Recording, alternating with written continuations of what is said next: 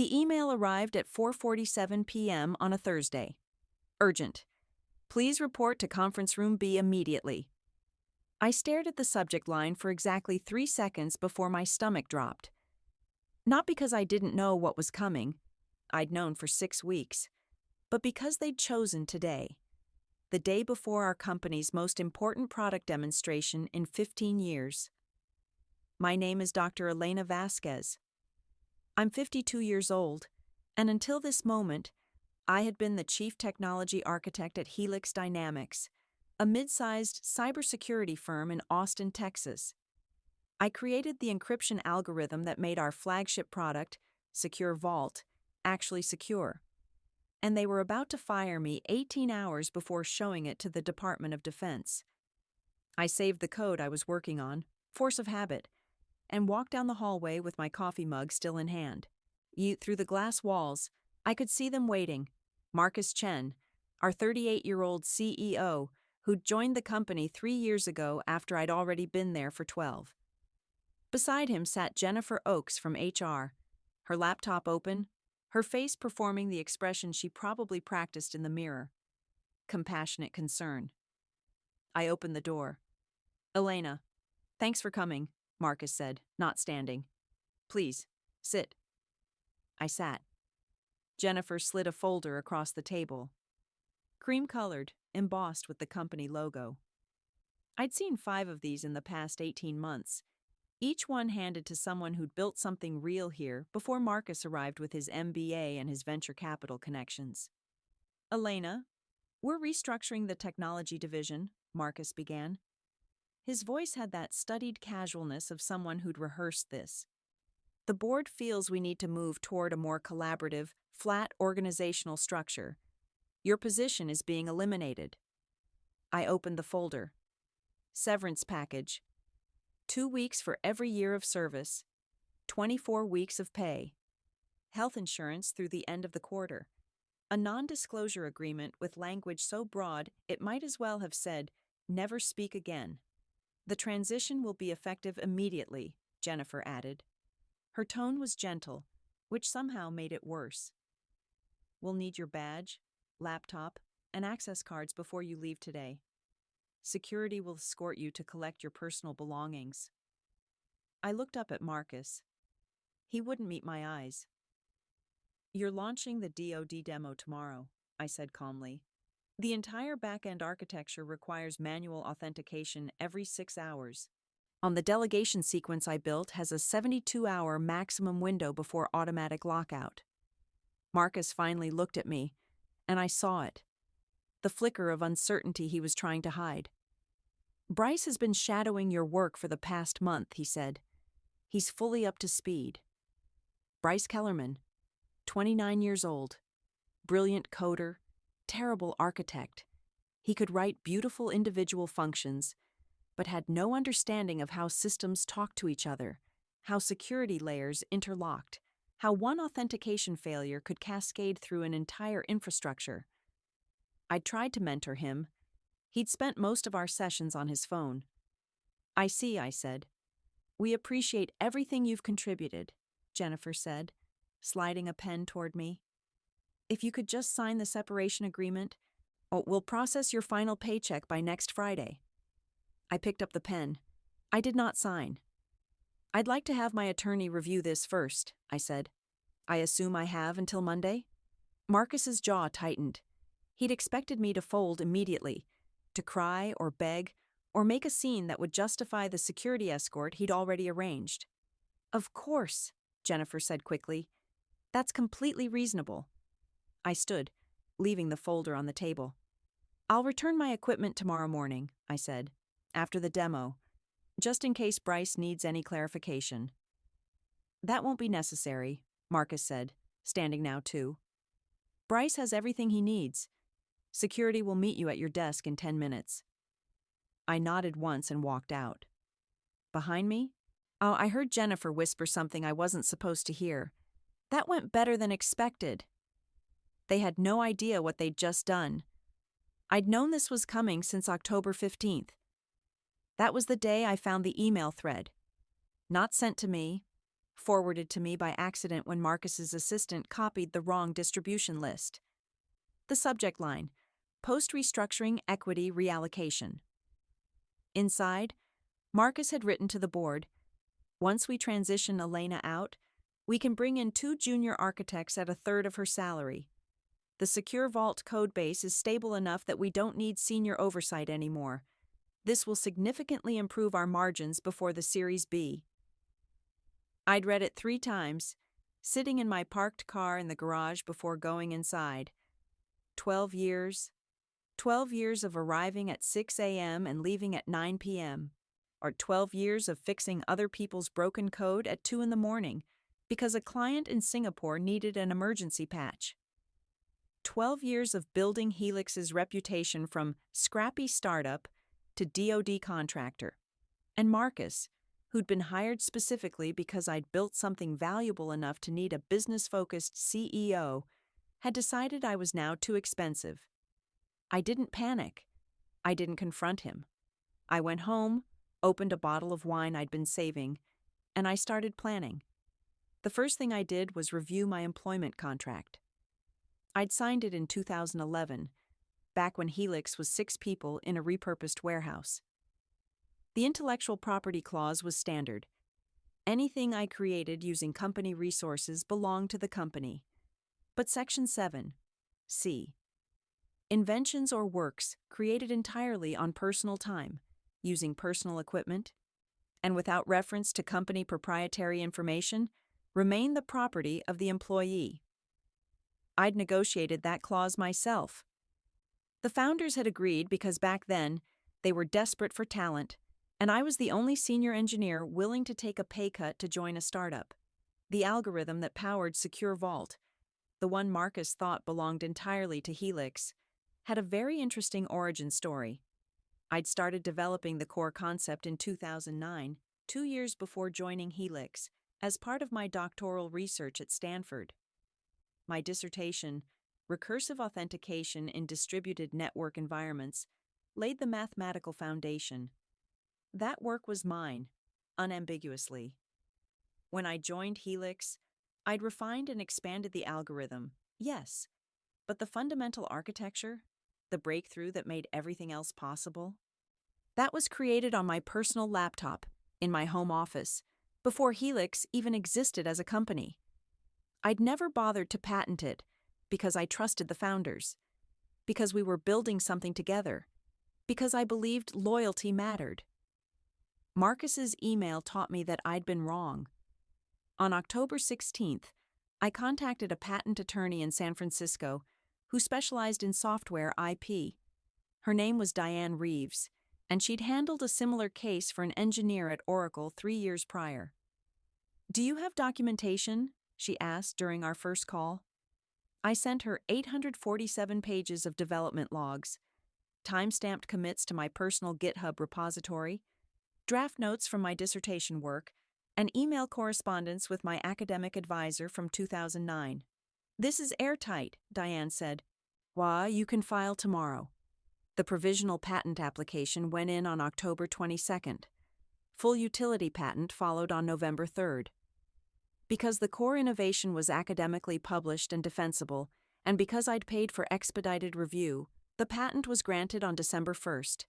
U.S. Patent 11,847,392. Method and system for recursive multilayer authentication in distributed computing environments. Inventor: Dr. Elena Vasquez. Assignee: Dr. Elena Vasquez. Helix Dynamics was now using patented technology without a license, and Marcus had no idea. When security escorted me to my desk at 5:15 p.m., I was completely calm. I packed my things slowly. A framed photo of my daughter's college graduation. The coffee mug my team had given me that said Bug Slayer. My Stanford diploma, which I'd hung in a cheap frame 12 years ago and never bothered to upgrade. Bryce watched from his desk 15 feet away, pretending to code, but actually tracking my every movement. "Hey," he said finally, rolling his chair over. "I know this is awkward, but if you wanted to write up some notes about the authentication handoff process, That would be really helpful for tomorrow. I smiled at him, not unkindly. Everything you need is in the documentation, I said. It's all in the technical specs folder. Folder path is /infrastructure/auth/legacy_protocols. His face brightened. Oh, perfect. Thanks. What I didn't tell him was that the documentation in that folder was intentionally 3 versions out of date. The current authentication system used a completely different delegation architecture that I'd never bothered to document because I was the only person who needed to maintain it. The security guard, a kind man named Leo, who'd always held the door for me in the mornings, cleared his throat. Dr. Vasquez, I'm sorry, but I need to collect your badge and laptop. I handed them over. Can I ask one favor? I said. Can I send one last email to my team, just to say goodbye? Leo looked uncomfortable, but he nodded. Make it quick. I logged into my personal email on my phone and composed a message to the 6 engineers who'd worked directly under me for the past 3 years. Subject: Thank you, team. Today's my last day at Helix. I'm grateful for everything we built together. You're all exceptionally talented, and I'm confident you'll do great work. If you ever want to grab coffee or need a reference, you know how to reach me. Best, Elena Simple. Professional. Exactly what they'd expect. What I didn't include was the attachment I'd sent to each of them separately, from my personal encrypted server 2 weeks earlier. Retention offer, chief architect position, Titan Shield Technologies. Salary, $280,000 base plus equity. Start date, January 15th. Position contingent on successful patent licensing negotiation. All 6 had already accepted. At 5:43 p.m., I walked out of Helix Dynamics for what I thought would be the last time. I drove home, changed into comfortable clothes, and ordered Thai food. Then I opened my laptop and watched the authentication system I'd built begin its 72-hour countdown to total lockout. There was a point where I almost didn't tell this story at all. My own sister said no one would believe it, that I was being paranoid, that Marcus wouldn't actually fire me right before the demo. But sitting here now, watching everything I predicted unfold exactly as I knew it would, I know stories like this matter. Some betrayals are too calculated to stay silent about. Friday, 8:47 a.m. I woke up to 17 missed calls and 43 text messages. 12 were from Bryce. Elena, please call me. Nothing is authenticating. I'm following the docs exactly. Please. 8 were from Marcus. We need to talk. Call me immediately. This is urgent.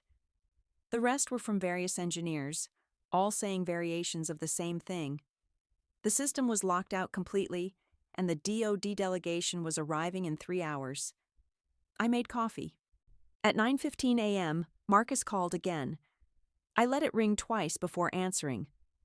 Elena. His voice was barely controlled panic. We need you to come in. I don't work there anymore, Marcus. You fired me yesterday. I know. But there's been a technical issue. Bryce can't get the authentication system to respond. We think there might be a bug. It's not a bug, I said calmly. It's a security feature. The system requires manual reauthorization every 72 hours from the primary architect.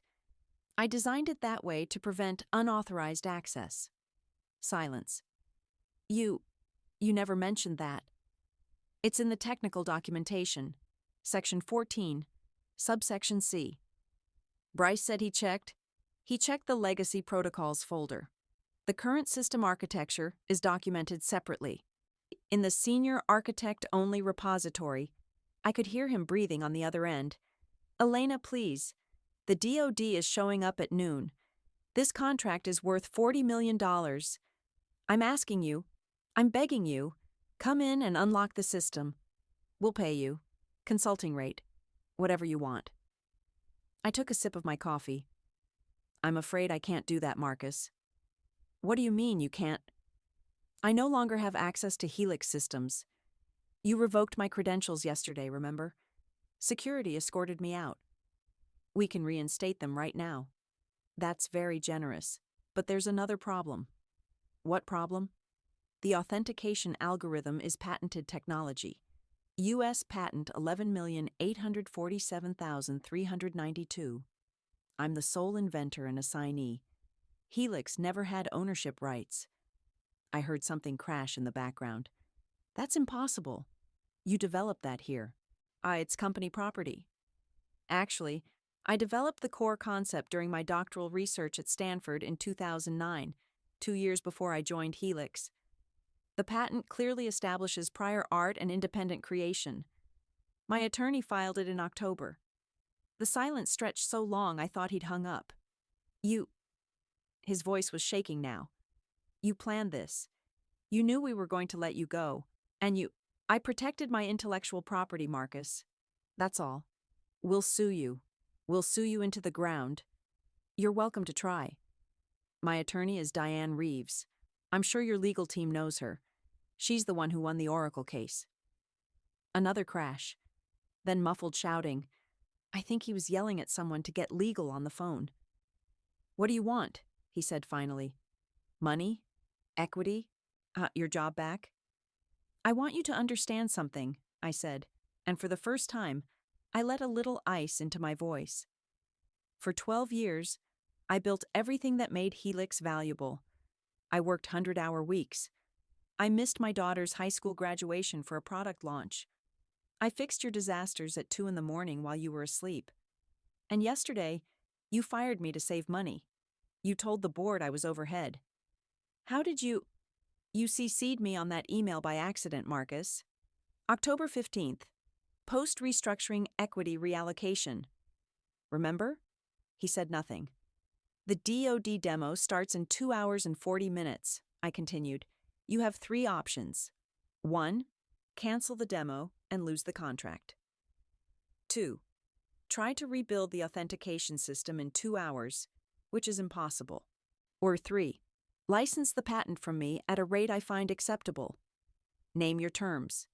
$2 million upfront licensing fee, 15% royalty on all revenue from products using the algorithm, full public credit as the system architect, and a formal board apology for wrongful termination. That's insane. Those are my terms. You have 90 minutes to accept them. After that, I'm signing an exclusive licensing deal with Titan Shield Technologies. They've been very eager to talk. I hung up. 67 minutes later, my attorney received a signed licensing agreement and wire transfer confirmation. At 11:52 a.m., I walked into Helix Dynamics as a paid consultant and unlocked the system with 8 minutes to spare. The demo went flawlessly. The DoD signed the contract. And Marcus couldn't even look at me. The board meeting happened 3 days later. I wasn't invited. I wasn't an employee anymore. But 2 of the board members called me personally to ask what the hell had just happened. I told them the truth. All of it. The email thread I'd received by accident. The patent filing timeline. The fact that Marcus had fired me specifically to cut costs before the Series B funding round, without ever verifying who actually owned the technology his company was built on. Did Marcus know you'd filed the patent? One of them asked. No, I said. But he should have. It's public record. Any competent legal team would have run an IP audit before terminating their chief technology architect. The board voted 6-1 to remove Marcus as CEO effective immediately. The one dissenting vote was Marcus himself. Bryce was reassigned to junior developer status. 3 other senior engineers quit within the week, citing leadership instability. 2 of them joined me at Titan Shield. Helix's Series B funding round fell through completely. Investors didn't want to back a company that had just publicly revealed it didn't own its core technology and had lost its technical leadership in a single week. By February, Helix was in acquisition talks with a larger competitor. The sale price was $18 million, less than half what they'd been valued at, before firing me. I made $4.7 million from the licensing deal, the severance settlement, which they renegotiated upward after their lawyers explained how badly they'd screwed up. And my equity vesting acceleration clause that triggered upon involuntary termination without cause. At Titan Shield, I'm building the next generation of the authentication system, one that's faster, more secure, and completely mine. My team is small, brilliant, and actually valued. And last month, the Department of Defense reached out about a contract for Titan Shield's new platform, 3 times larger than the one Helix had won. 6 months after I left, I got an email from Jennifer, the HR director who'd handed me that folder. "Elena, I know this is coming far too late, but I wanted to apologize. I should have pushed back harder when Marcus insisted on the timeline for your termination. I should have questioned why he was in such a hurry. I'm no longer with Helix. I resigned in March. I just wanted you to know that what happened to you wasn't right, and I'm sorry I was part of it." Jennifer, I didn't respond immediately. I thought about all the people who'd watched Marcus dismantle the team I'd built, who'd said nothing when I was walked out by security the day before our most important demo, who'd nodded along in meetings when he'd claimed credit for work I'd done. Finally, I wrote back, "Jennifer, I appreciate you reaching out. What happened at Helix taught me something important. Loyalty is a two-way street. Companies demand it from employees, but rarely offer it in return. I spent 12 years being loyal to Helix. They spent one afternoon firing me to improve their margins. I don't hold what happened against you personally. You were doing your job. But I hope you learned the same lesson I did.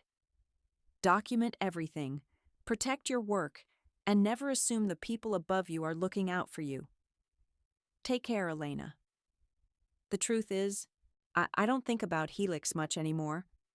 I think about my daughter, who told me she was proud of me for standing up for myself. I think about my team at Titan Shield, who actually listen when I talk. I think about the encryption algorithm I built, the one that's now making cybersecurity more robust for government agencies and Fortune 500 companies across the country. And sometimes, late at night when I'm debugging code, I think about Marcus sitting in that conference room, realizing that the overhead he'd eliminated was the only thing holding his entire company together. I didn't destroy Helix. I just stopped saving it. There's a difference. The last time I heard about Marcus, he was working as a consultant in Denver. Not a CEO anymore. Not running anything. Just another voice in someone else's boardroom. I'm doing fine without him. And he's learning, very slowly, what it costs to underestimate the quiet people who actually build things. That's the lesson I want people to take from this.